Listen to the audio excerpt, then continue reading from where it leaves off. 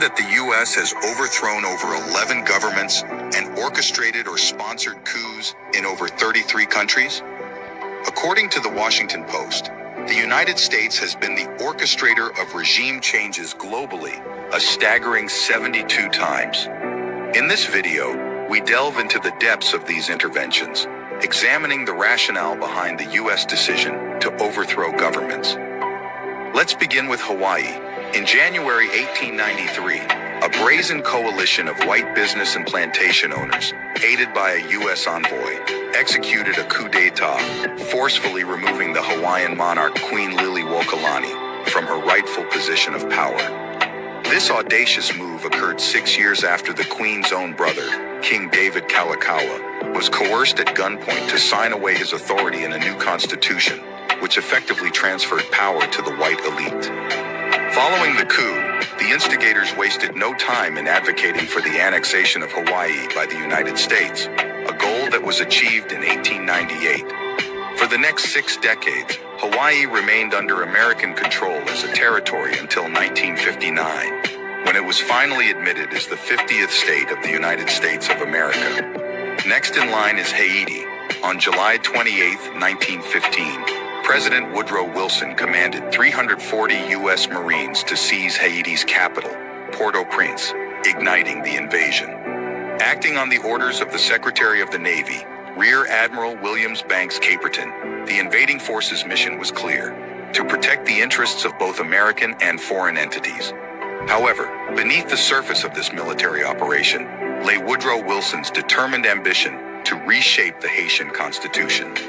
This document strongly barred foreign ownership of land, a hindrance to American economic dominance in the region.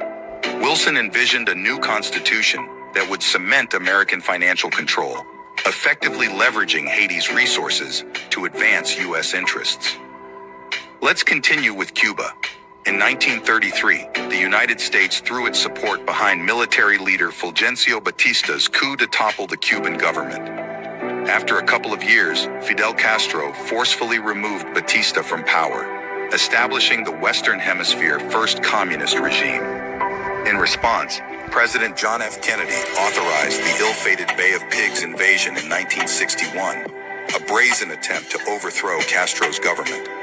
This failed coup spotlighted the emergence of a more covert interventionist approach, the CIA. Moving forward to Iran. With the establishment of the CIA in 1947, the United States adopted a more clandestine approach to manipulating foreign governments. President Eisenhower and Director of Central Intelligence Allen Dulles made it a priority to ensure plausible. In 1947, the United States adopted a more clandestine approach to manipulating foreign governments. President Eisenhower and Director of Central Intelligence Allen Dulles made it a priority to ensure plausible deniability for American actions. In 1953, the CIA masterminded the coup d'etat that ousted Iran's democratically elected Prime Minister, Mohammad Mossadegh.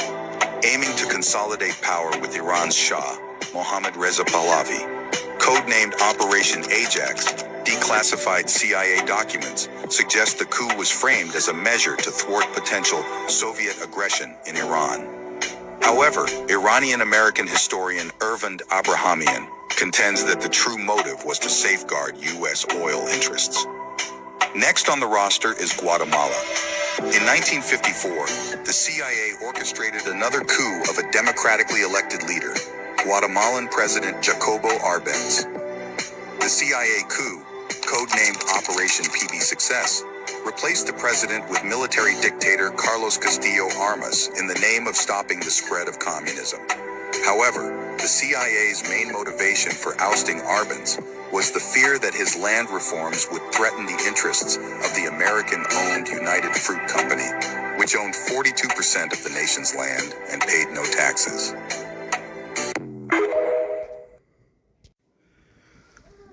Shalom, shalom. First off, I want to give all praises, honor, and glory to Yahweh, Ba'ashem, Yahushai, Ba'ashem, Makakadash. Yahweh being the true name for the Father, Yahushai being named for his only begotten Son, who the world ignorantly calls God, and Jesus Christ. I want to give double honors to our apostles and elders, a great millstone, who taught us truth and will well. And salutations to you, hopefully like person is truth and honesty, sincerity. Spirit Yahushai, come to us, the spirit power Yahushai. And This lesson is going into, one of the natures of Esau Edom, the guy that is wickedly ruling the earth right now. This is evidence of the more evils that, this country that has been established has done, across the planet.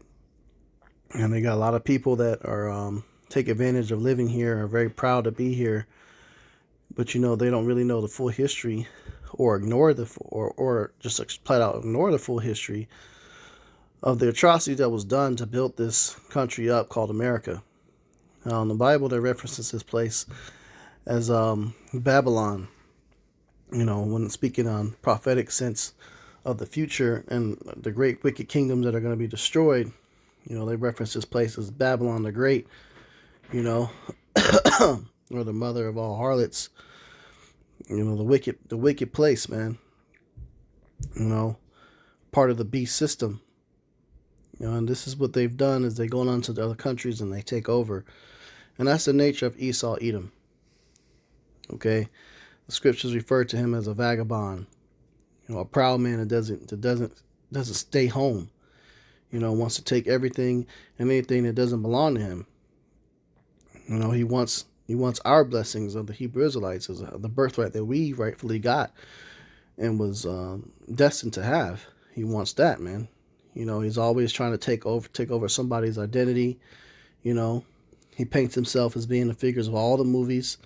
Especially you watch some of these Egyptian movies or Exodus movies, they always paint themselves as being the biblical figures, when that doesn't match at all, man. So, seeing this video really exposes, what this place does when it goes to other countries. And pretty soon, the scriptures say the beast shall hate the whore. All these nations that are considered allies are going to remember all these things that the U.S. has done and see how they're trying to do it to them. And, next thing you know, all the missiles will be pointed here. No arrows will be spared from all these archers, and talking about thermonuclear missiles. Okay? So let's get into some scriptures about this man's evil nature. All right, first I want to bring out that definition of a coup, or coup d'etat, French for stroke of state, or simply a coup is typically an illegal or overt attempt by a military organization or other government elites to unseat an incumbent leadership. So they basically set up like a small, team or gang or political figures or group.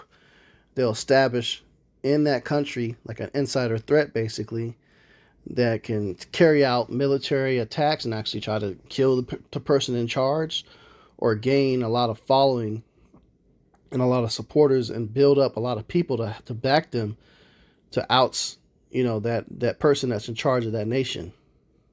And that's what the U.S. does, man. They did that with ISIS and all these other different groups, for their interest in gaining resources, whether it be oil or land, or gold, or whatever it is they want, they can make some money off of.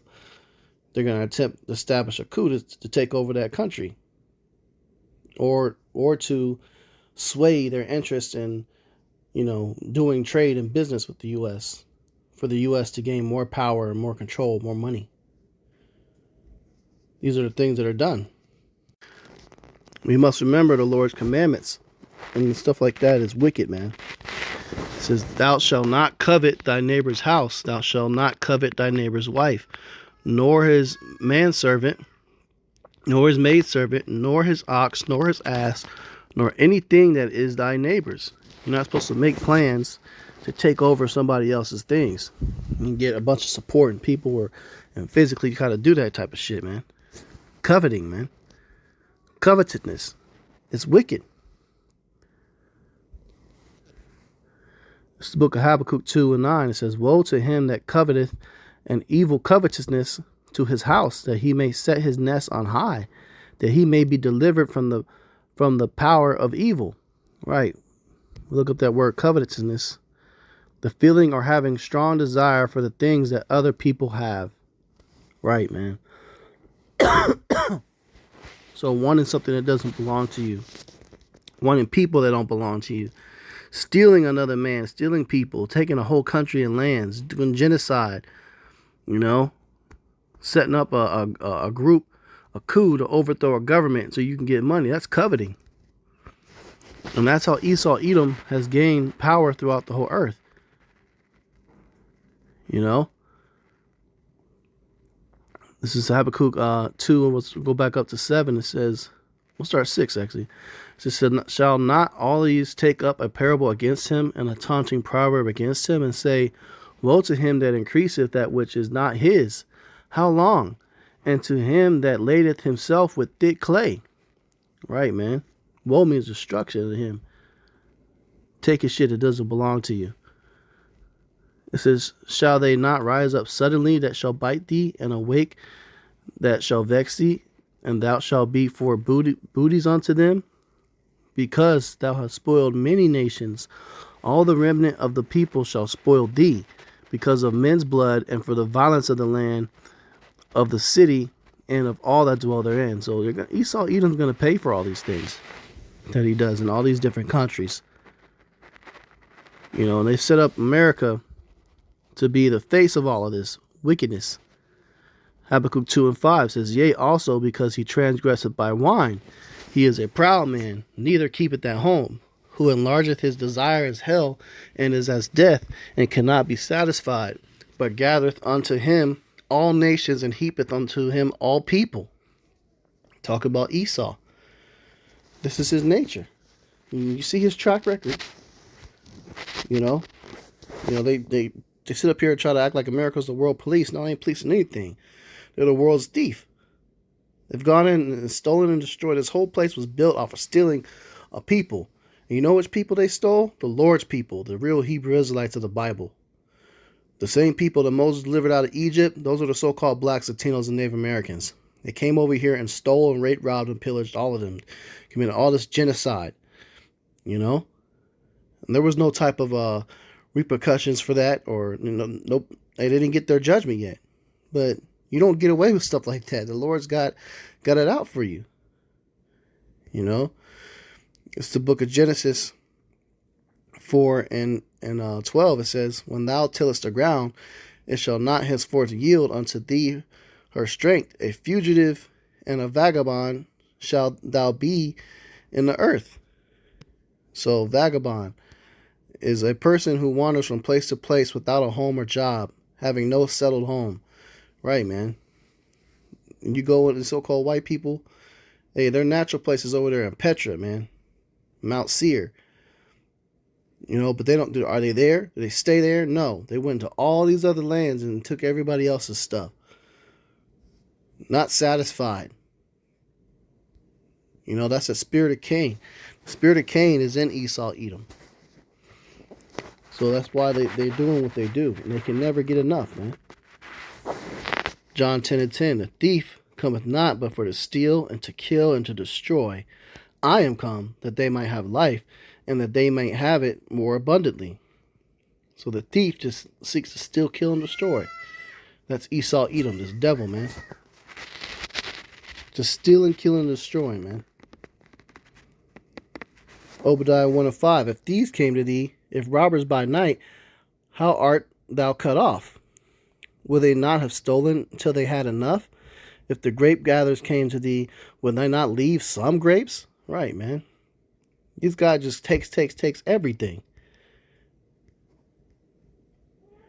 Verse 6, how are the things that Esau searched out? How are his hidden things sought up? All the men of thy confederacy have brought thee even to the border. The men that were at peace with thee have deceived thee and prevailed against thee. They that eat thy bread have laid a wound unto thee. There is none understanding in him. Right, man. So he's being exposed for all the wickedness that he does. And soon all these other countries are going to all gang up and turn against America and shoot this place. This is the book of Jeremiah 50 and 14. Put yourselves in array against Babylon. Round about, all ye that bend the bow, shoot at her. Spare no arrows, for she hath sinned against Yahweh. And those arrows are not talking about your regular bow and arrows. Those are talking about missiles. When a prophet saw the future, he saw missiles flying through the sky and he described them as arrows. So all these silos and all these things, these weapons of destruction, are all going to point towards Babylon the Great, aka America, and it's going to be blown off the map. Okay, for the wickedness that it has done, and most importantly, the wickedness is done to the Lord's chosen people, and the sins that have reached unto heaven. All the Momo agendas and changing people up, men being with men, women being with women, pushing that agenda. All these countries, poisoning of the food and the earth. Gotta pay for that, man. The scriptures say, "He that lead into captivity shall go into captivity." So this devil's going into captivity. So with that, those was lessons edify. I'm gonna close out. Give all praises, honor, and glory to Yahweh, Ba'ashem, Yahushai, Ba'ashem HaKakadash, double honors to our apostles and elders, the great millstone, Tasha's truth and will well. Salutations to you, hopefully pushing this truth, honesty, sincerity. Shalom.